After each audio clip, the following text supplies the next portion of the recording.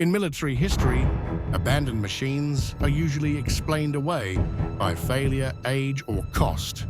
But this tank doesn't fit any of those categories. It wasn't outdated, it wasn't broken, and it wasn't defeated by enemy fire. In fact, during testing, it performed exactly as its designers intended. That was the problem. The tank was so powerful, so demanding, and so psychologically overwhelming that the soldiers meant to operate it quietly lost confidence in it. Over time, commanders noticed something unsettling. Crews avoided it, maintenance teams feared it, and planners questioned whether it belonged on a real battlefield at all. This is the story of a tank that worked too well, pushed human limits too far, and was ultimately abandoned not because it failed, but because it frightened its own army. The tank emerged during a period when military planners believed the next war would be faster, deadlier, and less forgiving than anything that had come before. The lessons of World War II had hardened into doctrine, and armored warfare was now seen as a contest of raw power. Bigger guns, thicker armor, and stronger engines became symbols of national strength. Design bureaus were encouraged to think aggressively and ignore traditional limits. Comfort, ergonomics, and even long-term reliability were treated as secondary concerns. The priority was dominance, and that mindset shaped every decision that followed.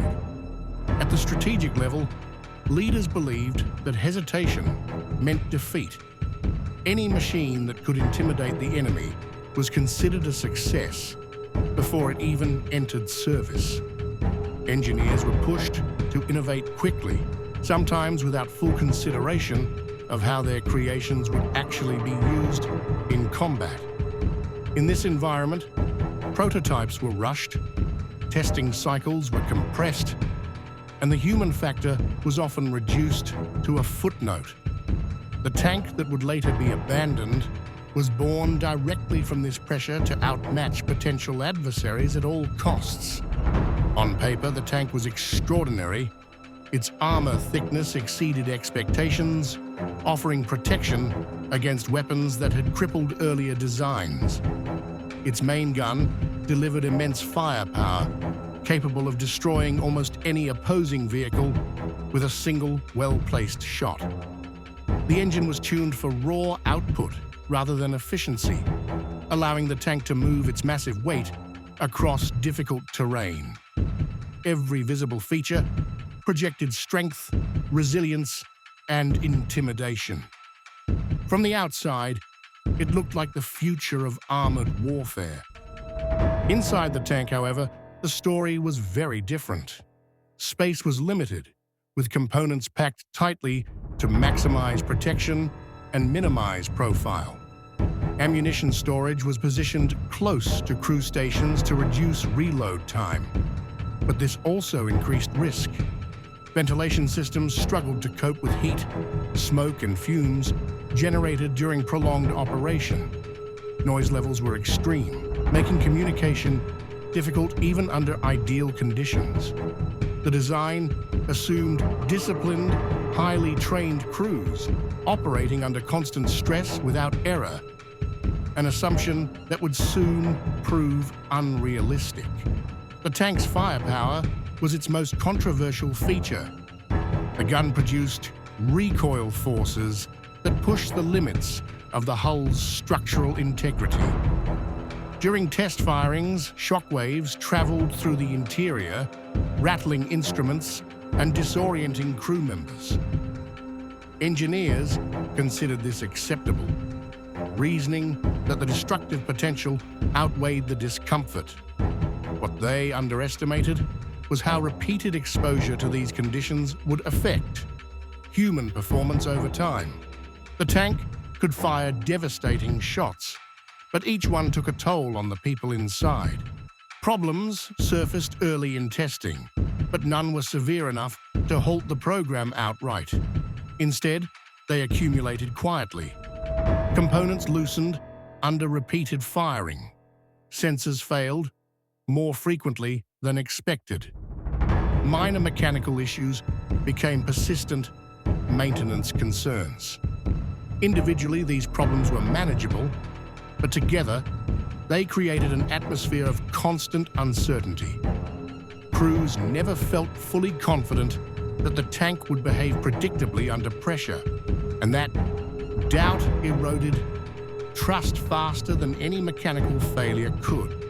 Mobility presented another unexpected challenge. The tank's weight exceeded many infrastructure limits, making transportation difficult. Bridges that appeared safe on maps proved unreliable in practice.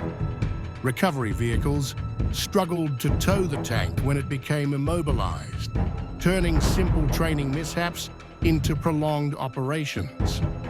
In real combat conditions, these delays could have been fatal.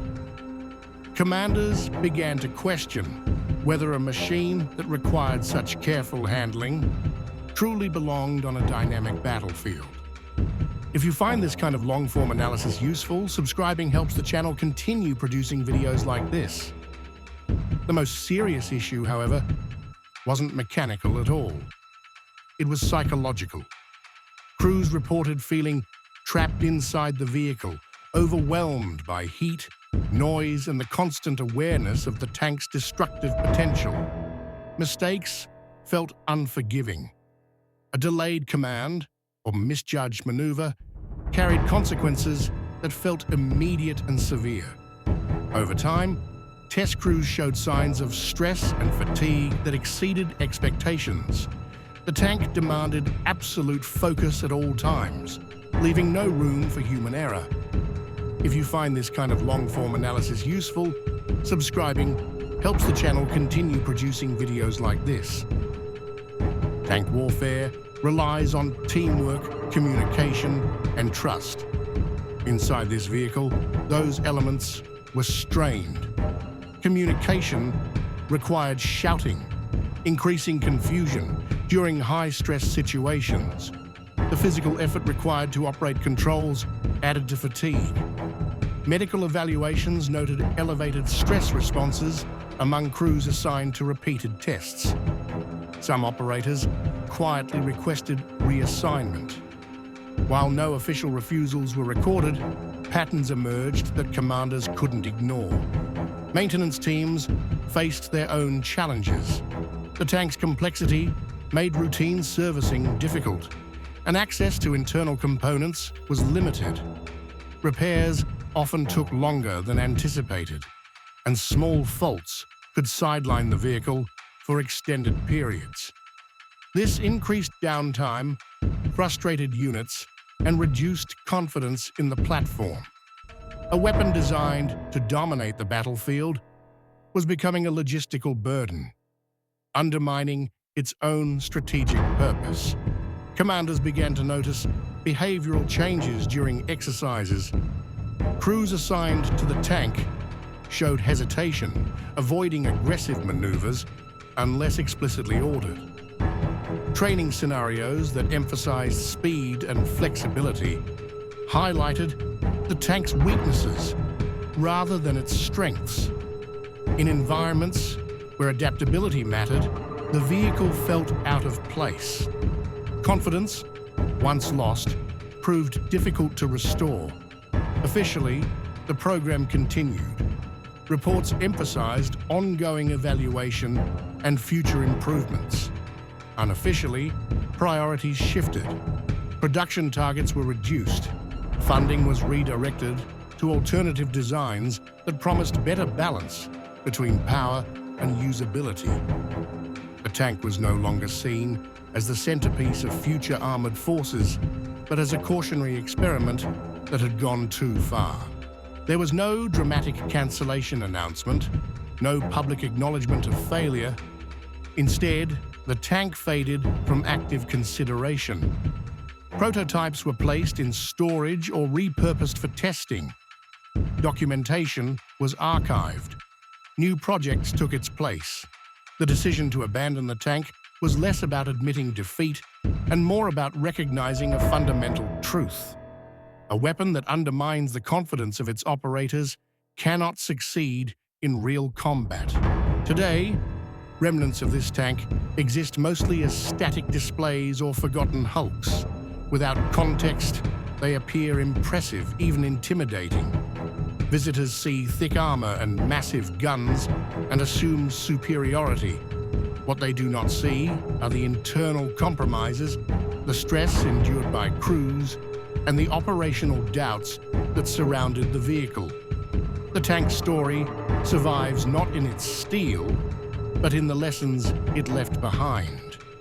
Modern armored vehicle design reflects the hard-earned lessons of projects like this one. Today's tanks emphasize crew survivability, ergonomics, and reliability alongside firepower.